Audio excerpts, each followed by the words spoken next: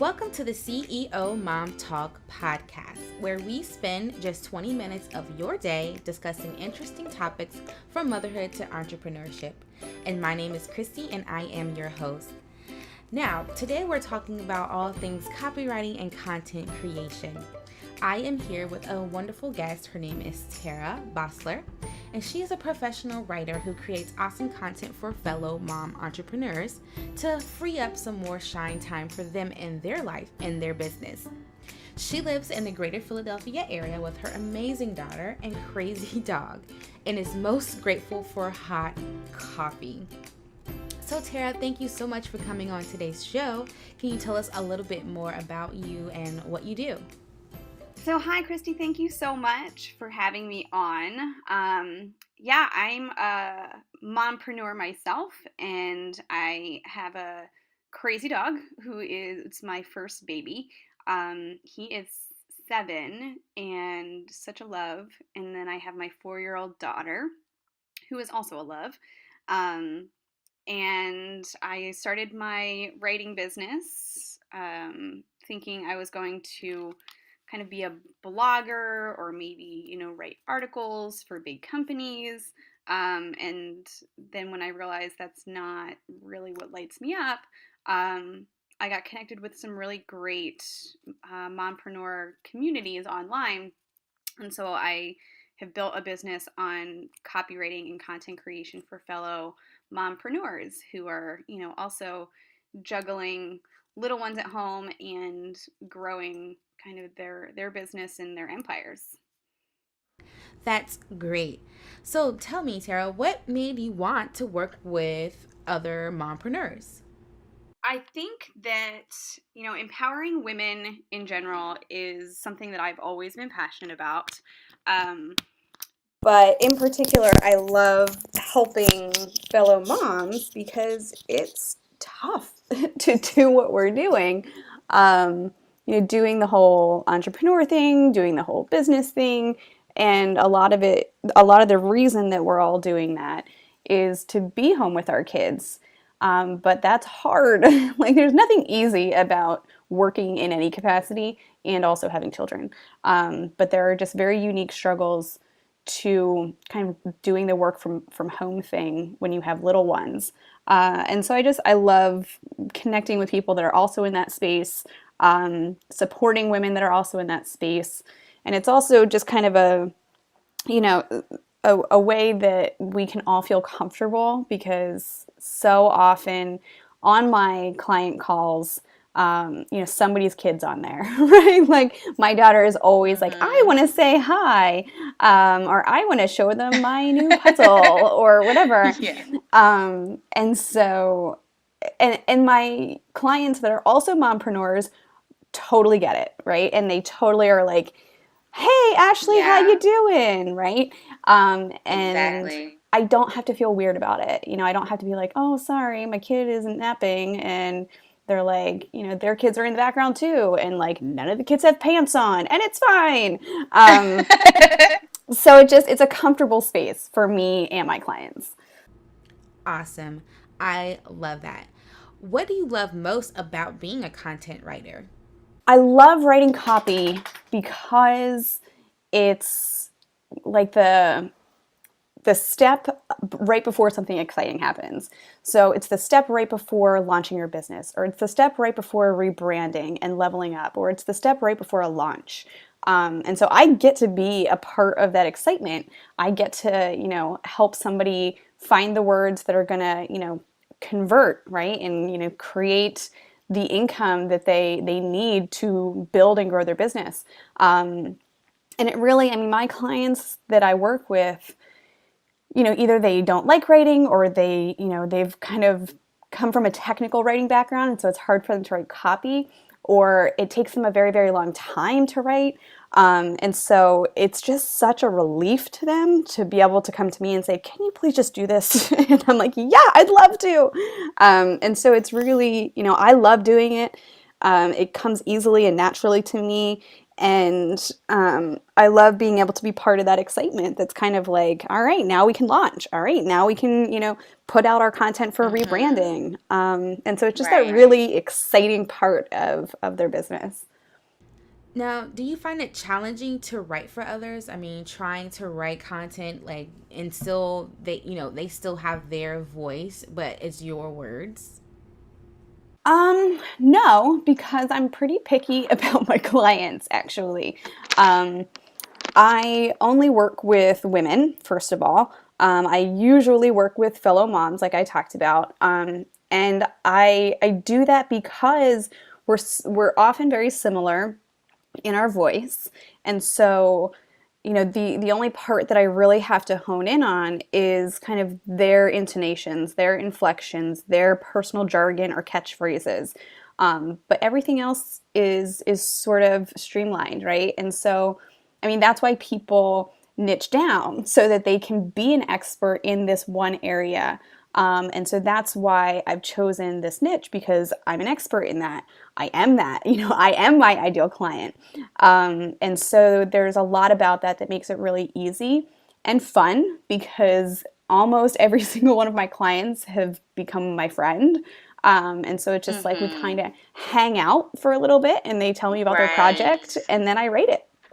And so That's great. yeah, it's fun. It's everyone kind of enjoys the process, and it doesn't feel like work. I mean, we're working, but we're actually, having fun, and we both, because they outsource to me, we both get to work like in our zone of genius. So that, it frees up time for everybody. I love that. You definitely have a true passion for what you're doing, and I can absolutely appreciate that. Yeah, I love it. And I think it's such a cool space that's really expanding right now, that these moms who are super smart and super capable, and really could be, running Fortune 500 companies, really, but they don't want to, right? They want to, be at home with their kids and kind of have this project. And there's this awesome space in this online community where like there's the options and the possibilities are limitless. And it's just such a cool time to be a part of that. Love it. I have to know, and I'm pretty sure the audience is listening and are ready to know this as well. What are your top 3 tips when it comes to creating good content? So, first, you kind of have to balance yourself and your audience. And what I mean by that is balance what you like creating with what your audience likes consuming. So, if you are super into, creating Facebook Live videos, right? But your audience cannot find the time or the space to watch them, then it doesn't matter, right? So, like, I have trouble. So, I love podcasts, but I have a very limited space to listen to them because I have a 4-year-old daughter, which means, like, if I have something playing on my phone, she's like, what is that? Why isn't it a, Mickey Mouse Clubhouse episode for me?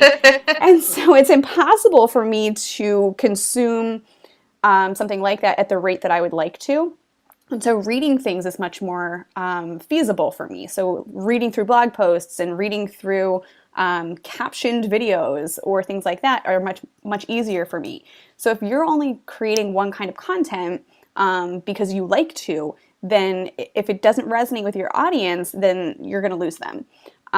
So you have to figure out kind of that balance between what you like to do and what you feel like you're super good at with what your audience will actually consume and take in, because that means convert to sales. The second piece is definitely be authentic. Share a little bit about yourself, especially with my clients. I work with a lot of coaches and creatives, almost all service-based businesses. And so much of that is kind of your personal brand. And without sharing yourself and being a little bit vulnerable, definitely authentic, a little bit transparent, you kind of like blend into the background of the Right. million coaches there are, or the million, whatevers there are. And so you have to kind of get vulnerable and be authentic in the kind of content that you create. Um, and then my last tip is a little bit more logistical, and that's batching. So the way that I Oh, love, yes. yes, do you love batching days? Um, Yes. yeah, so like taking the time to say, I'm going to sit down and block like 2 hours of my day, and I'm just going to write blogs, right? Or I'm just going to write, I'm going to schedule out my Facebook posts. Um, just so that, you're in that mindset, you're in that focused space. And I think that that really creates good content because then you're in that, you're in that workflow. And if you're like, I'm going to write a blog post and then I'm going to, check Facebook and then I'm going to do some invoicing and then it's like you're jumping around too much. So Right. my last tip is really to like get in the zone and batch your content. That's actually a great key. Batch days are not my favorite days.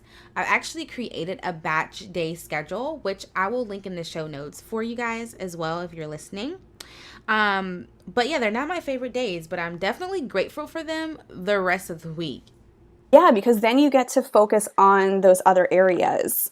And that's so important. And I think we as a culture have gotten way too into this multitasking thing and thinking that we can do that well. And like psychological experts and like neuroscientists will tell you we do not do it well. Like just Right. physiologically speaking, we don't do it well. And so single tasking is actually so much more effective and actually more efficient because then you do that one thing really well. Whereas with multitasking, it's like you make all kinds of mistakes. And that's when that happens, right? It's like, oh, I didn't mean to do that. I was trying to cook dinner and help with homework and write this thing and like paint my nails. Like, of course, you didn't do any of those things well. None of those things turned out well, right? And so, like, really focusing, I think, is key. Love these amazing tips, Tara. Can you tell us how do you find balance as a mom? You're a single mom at that, copywriting, business owner. Like, how do you make things work for you? Um, Coffee. um, Truly, one of the things that has made a huge difference is I started doing the Miracle Morning, and Okay. I am not like an affiliate or anything. I'm just like a believer. like, so I started doing the Miracle Morning about a month ago. And so if anybody doesn't know what that is, that's you do all of these like routines. You create this morning routine that you do that kind of sets the tone for the day. And the 6 actions that you're supposed to do are silence, affirmations, visualization, exercise, reading, and scribing.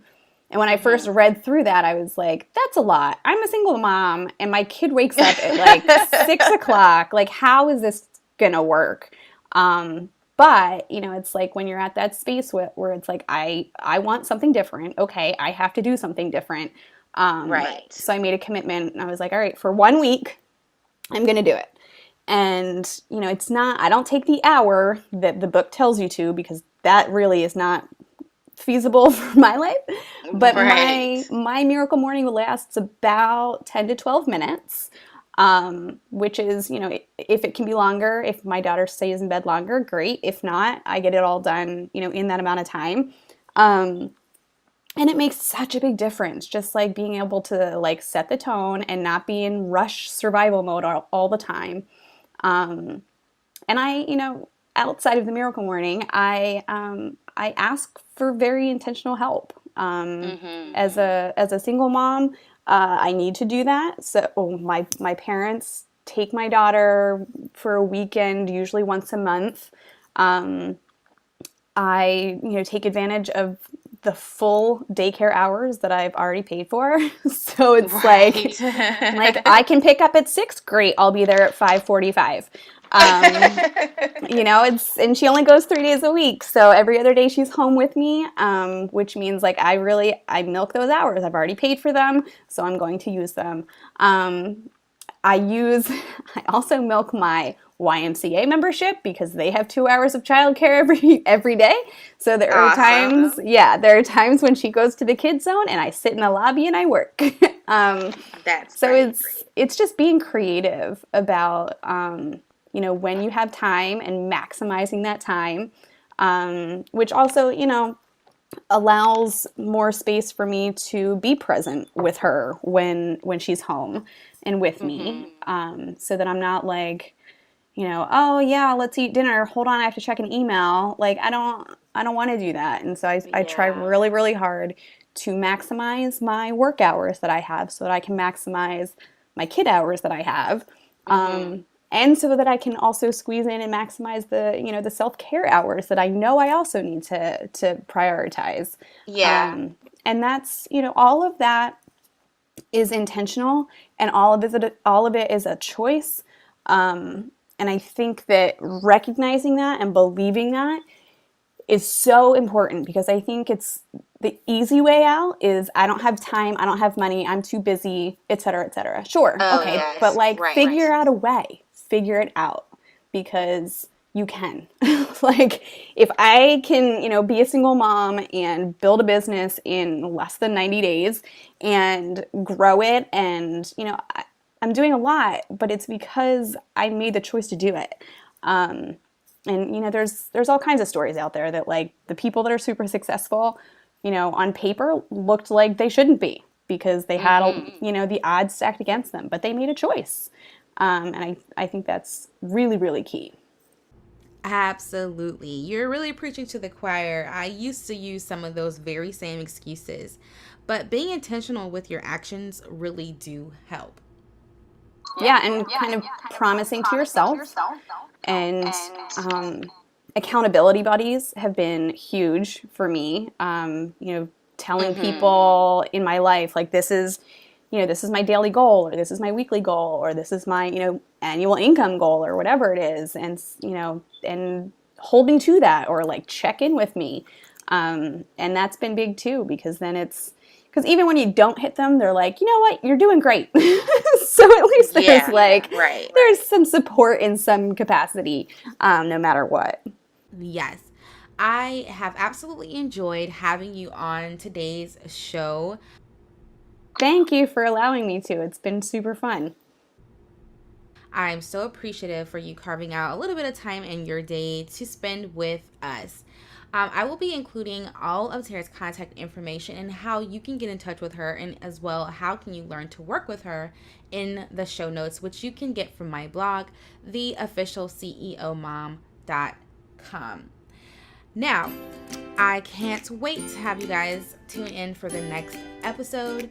Be sure to like and subscribe to the CEO Mom Talk podcast. Please leave a review.